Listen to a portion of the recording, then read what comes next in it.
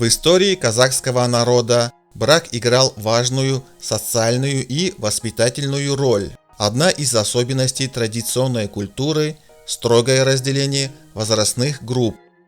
Так, например, в возрасте 12-13 лет девочка переходила из группы «кызбала» – девочка в категорию «кыз» – девушка, что сопровождалось изменениями во внешности, одежде и образе жизни. С этого возраста начиналась более серьезная подготовка к взрослой жизни. Девушки обучались ведению хозяйства, уходу за младшими детьми, женским ремеслам.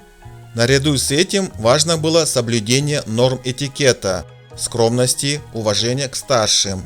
Все это формировало нравственную основу будущей семьи.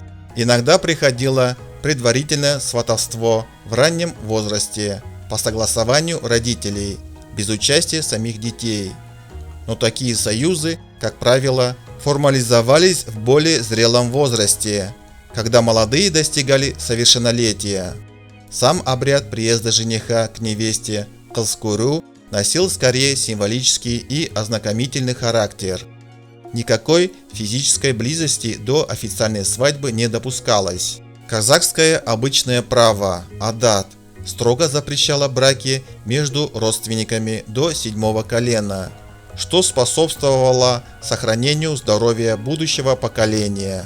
Также бытовало мнение, что раннее воспитание в духе семейных ценностей помогает молодежи сохранять нравственные ориентиры. Следует отметить, что уже к концу 19-го, началу 20 века преобладающим возрастом вступления в брак у девушек был 15-16 лет.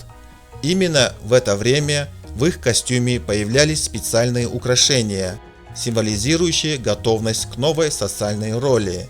Некоторые брачные традиции, например, амингерство, переход невесты к брату умершего жениха, имели сугубо патриархальную и семейно-экономическую основу, но сегодня, разумеется, они не практикуются. Важно понимать, традиции прошлого нельзя рассматривать через призму современных законов и норм. История дает нам знания, но не призыв к повторению. Сегодня ранние браки в Казахстане официально запрещены законом. Минимальный брачный возраст составляет 18 лет. Этот материал подготовлен с целью культурно-исторического просвещения и уважения к наследию предков.